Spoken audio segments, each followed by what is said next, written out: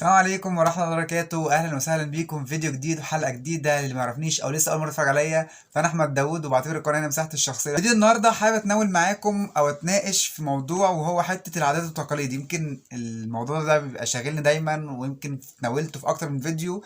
بس من فترة لفتتني حتة إن أنا مفيش أي تعارض بيحصل بيني وبين عيلتي، رغم إن أنا ممكن أكون مختلف معاهم شوية في بعض الحاجات، أو مش شبههم قوي، او مش من نفس البيئه. بشوف ده جدا، بشوف ان هي في عادات وتقاليد عندهم غير العادات والتقاليد اللي انا بعملها او ماشي عليها. بس رغم كده بشوف ان في تناغم جدا او انسجام جدا بينا. يعني مثلا انا بتكلم عن الناس اللي هي اكبر مني سنا، ان هو مثلا عمتي، خالي، خالتي، جدي، جدتي. بتكلم ان انا مع الناس دي، رغم ان انا ممكن اكون مخالف شويه لبعض عاداتهم وتقاليدهم، ولكن بالرغم من كده بتلاقي ان في انسجام مع بعض. بحبهم جدا، بيحبوني جدا. طريقة التعامل سلسة جدا، ما بنتعارضش في حاجة. فانا كنت حبيت افكر مع نفسي كده ومعاكم، اللي هو يا ترى ايه السر في ده؟ ايه اللي مخلي كده، رغم ان انا في حاجات كتير جدا مش موافق عليها، او في حاجات كتير جدا مش حاببها في بعض عاداتنا وتقاليدنا احنا كريف بالاخص. بس رغم كده في انسجام كبير بيني وبين عيلتي. يعني هو الانسجام ده او التناغم ده اللي خلاني في كده ايه، زي شعلة نورت في دماغي، اللي هو ازاي رغم الاختلاف ده، او ازاي رغم ان انا مش موافق على حاجات كتير جدا، او مش بعترف بحاجات جدا بتحصل، او هم مثلا عقيدة راسخة بالنسبة لهم. بس من رغم من كده في تناغم بينا. ده اللي استغربته جدا. فحابب ان انا معاكم في الفيديو بتاع النهارده، ان انا احاول اعمل سبوت كده او على الحاجات اللي هي ليه رغم كده، رغم الاختلاف في اتفاق. يعني ليه رغم اختلافنا في اتفاق؟ يعني انا حابب اتكلم شويه عن نفسي، او حابب اتكلم شويه انا ليه شايف ان انا مختلف عنهم شويه، او ليه، او ايه سر الاختلاف. ان انا من الفيوم، من قرى الفيوم اللي هي فعلا ريف جدا. و يعني ممكن تكون العقليه متحجرة شوية، ودي مش إهانة، ومش حابب جدا. يمكن متحجرة أنا مش مستلطفها. آه، هي الفكرة إن هي معتقدات في معتقدات وعادات وتقاليد، خلاص هي راسخة بقت بالنسبة لنا. بالنسبة لعيلتي، أو بالنسبة مثلا لأهل القرية ديت، أو بالنسبة لأهل القرى الفيوم بعضهم مش كلهم. هي عقيدة راسخة، هي مش مجرد عادات أو تقاليد تربينا عليها أو اتنشأوا عليها، لا هي بالنسبة لهم عقيدة راسخة. خلاص يعني دي أيوة، دي أيوة، مينفعش أي طريق تاني فيها. وبين أكتوبر، يعني كنت حابب اقول ان انا من القريه دي في الفيوم، بس انا اتولدت وقعدت سنتين فيها، وبعدين اتنقلت لاكتوبر مع اهلي. حضانتي، مدرستي، ابتدائيه، اعداديه، ثانوي، جامعه، كله كان في مدينه. ففرق ما بين المدينه والقريه فرق شاسع جدا وكبير جدا، في اختلاف. المدينه بتلاقي فيها ثقافات مختلفه، عادات مختلفه، انفتاح شويه. القريه على العكس جدا، بتلاقي فيها هي واحد اتنين تلاته عادات ماشيين عليها.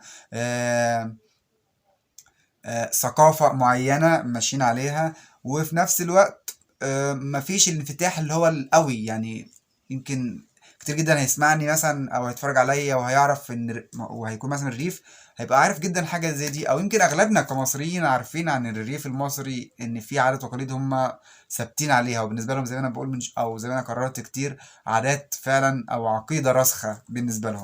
فمن طبيعة عيشتي في المدينة، طبعا في حاجات كتير جدا محافظ عليها بسبب بابايا ومامتي، ربنا يخليهم ليا.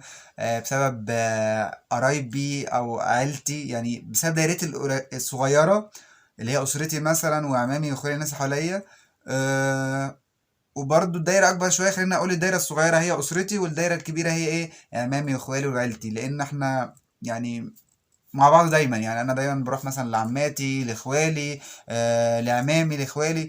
دايما بروح دايما، يعني اقعد معاهم، بستقي من افكارهم، بسمع ليهم. بحب جدا كمان ان انا اقعد مثلا مع خالي، مع عمي، بحب ان انا استمع لهم. مع جدتي احب ان انا اتناقش معاها، اخد ودي. بحب جدا حتى ان انا اسمع لهم. يعني آه مش هرسم الدور واقول ان انا بتعلم منهم ومن خبراتهم، بس انا بلاقي في حكاياتهم زمان نوع من التسلية ليا، ونوع من التسلية ليهم كمان. يعني نوع من التسلية ليا، ونوع من التسلية ليهم، ان هما خلاص في مثلا ناس منهم بتبقى كبيرة في السن، فاغلبنا مثلا اولادهم او احفادهم بينشغلوا في حياتهم.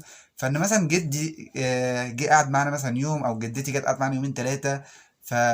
بتبقى حلوة جدًا حتّة إن أنا باستمع ليها، هي بتحكي لي، هي مبسوطة إن أنا باسمع لها. دي في حد ذاتها بصراحة يعني أنا باحسد نفسي عليها، وباتمنى يا ربنا يخلّي لي بجد جدتي وجدي، آآ وعيلتي عامةً يعني. العيلة فعلًا يعني بتيجي أول حاجة طبعًا يعني في الحياة، لازم العيلة. ويمكن ده أنا حسيته من لمّا جرّبت حاجات كتير جدًا، أو كنت بعيد شوية عن عيلتي في فترة. لأ، العيلة دفى، العيلة لا، لأ، العيلة أي نعم في مشاكل، يعني ده مش موضوع مش عايز أتطرّق فيه، بس في مشاكل.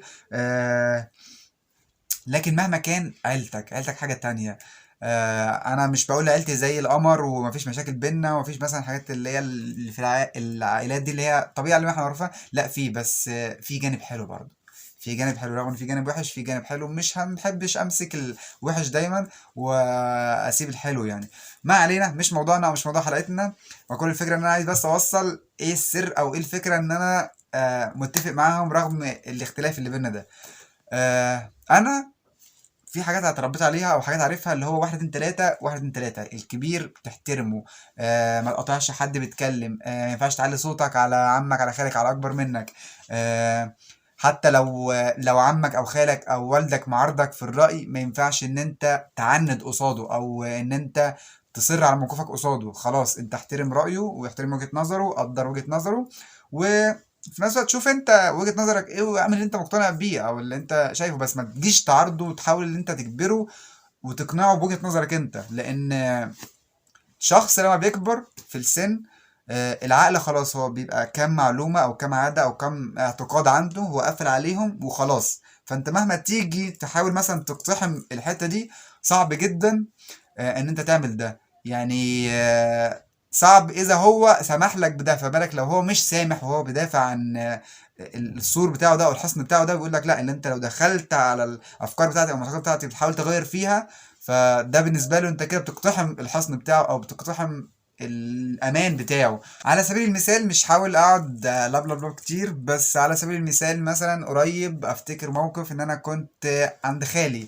فقاعدين بنتكلم. باحب دايمًا أروح عند خالي، وإحنا عندنا في الريف في جواز القرايب ده يعني يزيد الطين بلة. كنت أعتبر قاعد معاهم هُم الاتنين وبنتناقش، ولقيت إن في حاجات كتير جدًا أنا مش متفق فيها، بس كان ضروري جدًا إن أنا أستمع ليها أو أستمع لهم ما أقاطعهمش وأعدّي. في نفس الوقت ممكن أقترح أنا وجهة نظري، خلاص تمام اقتنعوا بيها تمام خير وبركة، ما اقتنعوش بيها خلاص أنا مكمّل، أنا ليّا وجهة نظري وهُم ليهم وجهة نظرهم، وما بنتعارضش في ده. أنا باسمعه وهو بيسمعني والدنيا بتمشي قمر جدًا. يعني ما باشوفش أي تعنُّد أو أي آآ ما باشوفش نوع من أنواع اللي هو الزعيق أو عليه الصوت أو مثلًا الاختلاف اللي هو يعني الاختلاف بيننا ما بيفسدش للوِد قضية. يعني الاختلاف فعلًا ما بيننا إحنا الاتنين، الوِد اللي هو بيحصل أو اللي بيننا ما فيش حاجة بتعكّره. ليه؟ لإن إحنا بنتناقش، أنا باسمع وجهة نظره. آآ ودايمًا باحب إن أنا أسمع أكتر من أتكلّم، يمكن دي اللي بتخدم الموضوع. يعني أنا لمّا باتكلّم باعلّق على كام comment كده أو باعلّق على كام حاجة، باضيف إذا كنت باضيف أو إذا كنت باعدّل أو إذا كنت باعمل أي حاجة، وباكمّل اسمع ليه. فهو بيكون صاحب القضية أو هو يكون سيد الموقف. يعني هو بيكون سيد الموقف سواء خالي أو عمتي أو اللي باتكلم معاهم، هم أسياد الموقف. فخلاص أنت مهما تعمل أنت مش مقتحم حدودنا، أو أنت مدينا الحرية الكاملة أو أنت مدينا مكانتنا. فهم بيبصوا لدي بس. يعني ده اللي توصلت أو اقتنعت فيه. وفي نفس الوقت جيت مثلا لو باجي أختلف في حاجة باختلف فيها بهزار. يعني أنا فاكر مرة كنت خارج من المسجد وقابلت خالي، فكان هو عمل موقف بقول له يا خالي الموقف ده انا مش يعني أنا معترض عليه، مش حابه او انا شايف ان هو مش صح ان هو يتعمل. فعلق عليا وقال لي اللي هو لا، هو خلاص احنا أو مثلا احنا اتربينا على كده او دي عاده عندنا، فاللي هو خلاص الغلط ده بقى صح بالنسبه لهم. فقلت له خلاص ما تزعلش معايا بقى وتيجي تتكلم معايا لما تلاقيني مثلا حالق ايه قزع مثلا، او مثلا حالق حلقة مش مظبوطة أو مثلا لابس بنطلون مقطع، فاهم؟ يعني هي جات له كده بس إيه بطريقة هزار شوية.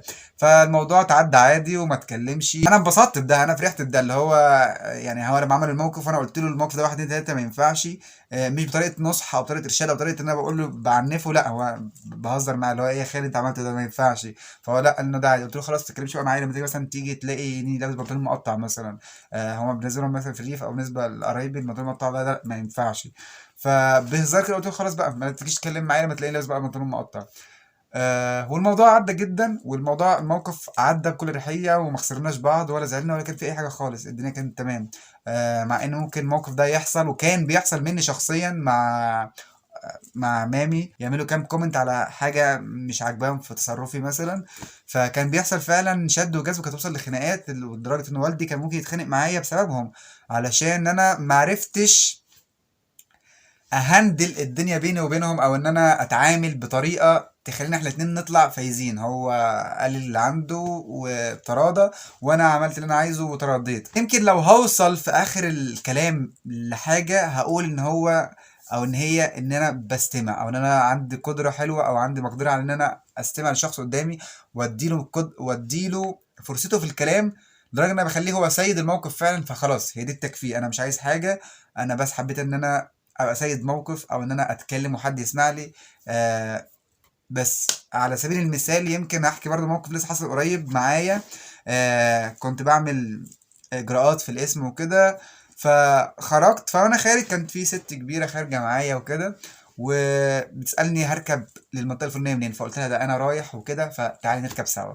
فتمشينا، احنا ماشيين، انا بحب افتح كلام مع الناس يعني، فقعدت اسالها انت عندك اولاد ايه، انت منين بتاع. فاتكلمنا وفضفضنا وبتاع وكده، واديتها برضو الفرصه، كل ما الاقي نفسي عايز اتكلم وعايز احكي لها. دايما احنا بيبقى فينا حته ان احنا عايزين نتكلم عشان نبهر اللي قدامنا، بس انا بحاول ان انا ايه، لا يعني كل ما الاقي نفسي خلاص انا هتكلم، مش هدي الفرصه للشخص قدامي، او مراجع. لان الشخص هيحب ان انت تسمع له، وان هو يتكلم ويفضفض اكتر من ان هو يسمع لك انت.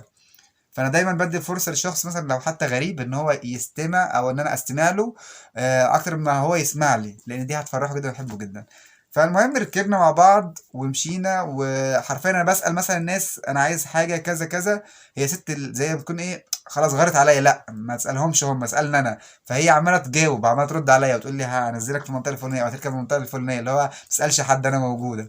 إيه اللي حصل؟ ان انا استلطفت الموقف جدا، فقلت ان انا اذا نزلت قبلها هدفع لها، وهقول لها تدفعيش اجره، لان انا حصل لي كده زي شعور جوايا، حبيته وحبيت الست ولطافتها. فقلت خلاص انا اول ما هنزل قبلها هدفع لها، واقول لها خلاص تدفعيش. فاللي حصل ان هي اللي نزلت قبلي، فقلت خلاص انا مش هقول لها مش هقول لها ما تدفعيش، علشان هي ما تعملش كده، لان كان عندي شعور ان هي هتدفع لي، ما اعرفش ازاي، بس كان عندي حدث او شعوري الداخلي بيقول لي ان هي حبتك واستلطفتك وهتدفع لك. فحرفيا براقبها وهي بتحاسب السواق، انا ما رضيتش اقول لها خلاص خلي عليا انا هدفع لك، علشان لو قلت كده ممكن مثلا كانش عندها نيه ان هي تدفع لي، فلما انا اقول كده تتحرج، فتضطر ان هي تدفع لي. فقلت لا خلاص مش هقول لها. فنزلت ولقيتها اتاخرت مع السواق شويه، قلت ست بتدفع لي، انا خمنت بس ما اعرفش. لقيت اول ما السواق اتحرك وهي وقفت مشيت، يعني السواق اتحرك، بيتحرك بيبدا يتحرك خلاص لسه، وهي واقفه، لقيتها بتشاور لي وتقول لي خلاص ما تدفعش. يعني انا انا انبهرت من الموقف وقتها، ولدرجه ان انا قلت ياه، يعني كل ده زي ما كنت حكيت في موقف او في فيديو قبل كده، كريم اخويا لما قعدت اتكلمت معاه شويه لقيته جايب لي بسكوته ومبسوط وكده. فاللي هو الست للدرجه، يعني للدرجه الناس محتاجه ان احنا نسمع لبعض، او الناس محتاجه ان هي يعني شخص غريب معرفوش، مجرد اتكلمت معاه شويه واديته فرصه ان يتكلم عن حياته، ويحكي لي عن ولاده، ويحكي لي عن ان هو كان مولود فين، وجيت قعد فين، وعاش فين، وبقاله كام سنه. مجرد بس ان هو اتكلم شويه، اتكلم، هو عايز حد يسمع له، وانا استمعت له. عمل حاجه زي كده، هي ممكن تكون الاجره كانت بسيطه او حاجه، بس هي بالنسبه لي لا، الموقف يتبروز حرفيا يعني. لا حبيت اليوم ده جدا، وحبيت الموقف ده جدا. ولا فعلا ان احنا نستمع لبعض. انا عامل فيديو اصلا مخصوص حاجه زي كده، بس كانش الموقف ده حصل، فممكن ما حكيتوش في الفيديو. لا حس ان احنا نستمع لبعض، او تستمع للشخص وتخليه ده يتكلم، وتديه فرصه انه يتكلم. جميله جدا، بتحببه فيك جدا، بتخليه هو يرتاح كده ويفرغ حاجات جواه. بس يعني انا ما عنديش كلام تاني اقوله، انا حاسس ان انا طولت جدا في الفيديو، بس حرفيا كنت مبسوط جدا بطريقه الكلام، او مبسوط جدا في الموضوع ان انا بحكي في الموضوع ده بالذات. من هنا لحد ما اشوفكم تاني، اشوفكم في فيديو جديد وحلقه جديده، سلام.